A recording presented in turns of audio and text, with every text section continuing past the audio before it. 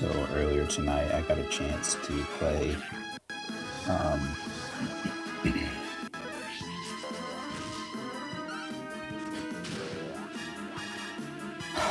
Pokemon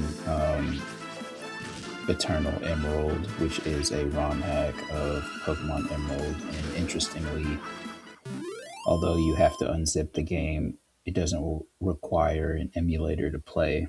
You just run the application inherently. So, with that said, it's got its own set of controls that you have to find in the set of documents. That's kind of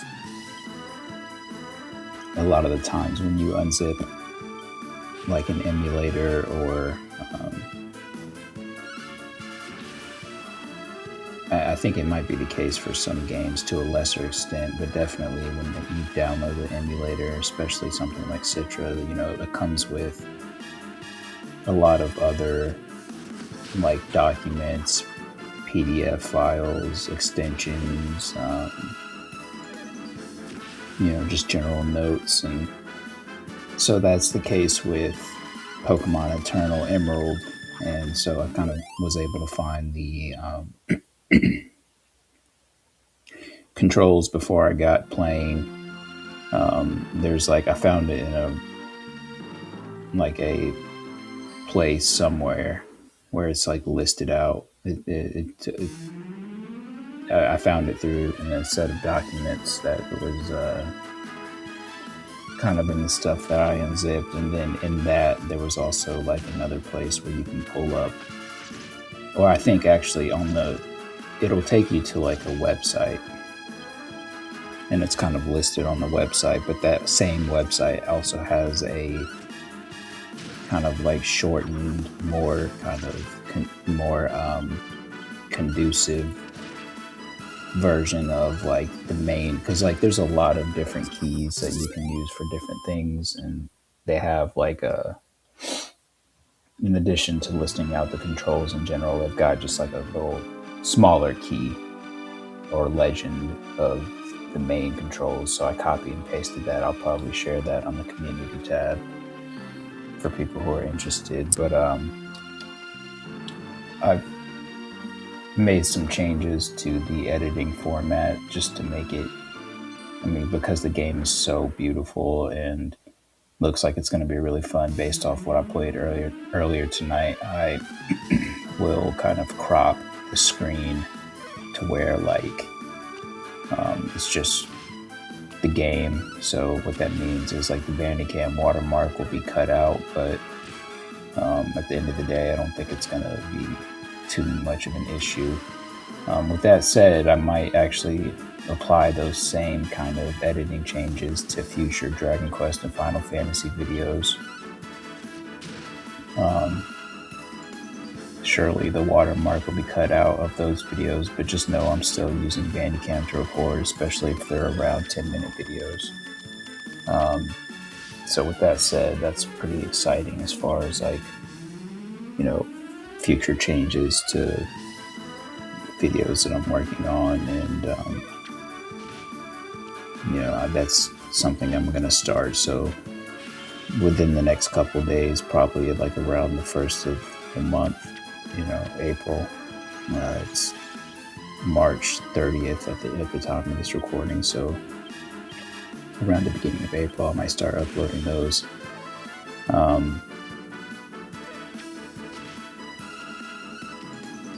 And that's really about it. The game, it looks like it's going to be a relatively fun ROM hack. I think from the way it's designed, it's kind of like an extension of Pokemon Emerald Blitz, which is another ROM hack that I've played.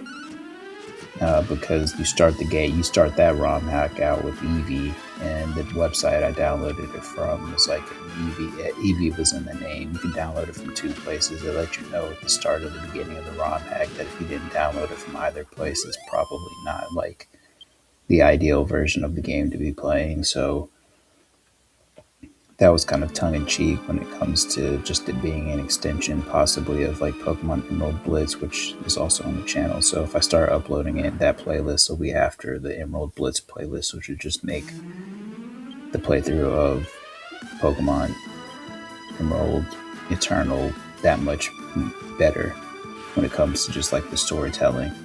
Um, and like I said, the same changes I made to that video I'll probably apply to future videos. The only reason I haven't done that as far as like editing other videos in that way is just because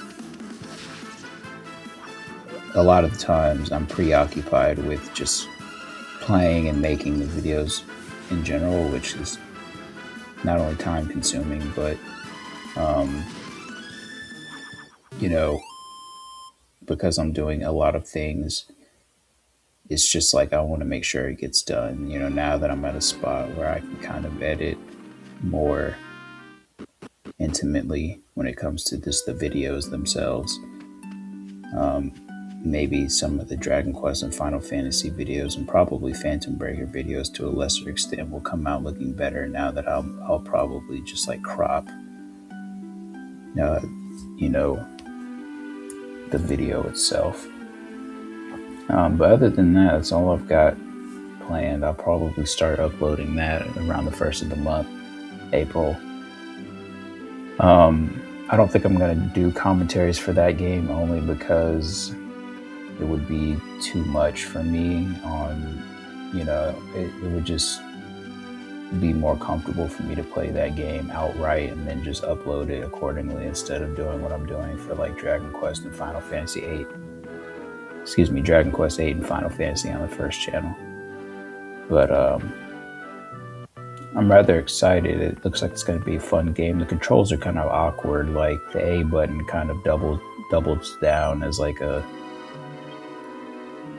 return key or the enter key is like your kind of universal A button, but you can also use X to like, it kind of acts as like a B button when it comes to just like if you were talking to somebody in the Pokemon games, like at the end of the dialogue, you can progress it by clicking X, but when you want to speak to someone, you have to click the return key. So that takes some getting used to. And then also X doubles down as like I believe, like your start button.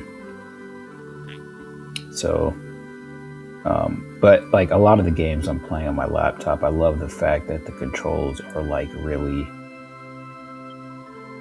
they fit really well with the game. Like on Phantom Breakers, it feels like I'm playing a Game Boy. On the MGBA emulator and Visual Boy Advance in the past, I felt like I was playing a Game Boy. Destiny May, I felt like I was playing a Game Boy. Citra, I felt like I was playing a Game Boy.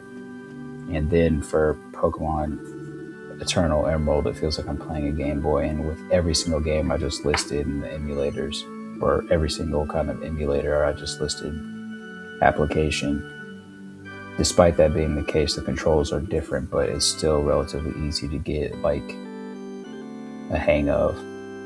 And it feels really comfortable once you do. So that, in conjunction with the fact that the games are fun, makes playing easier.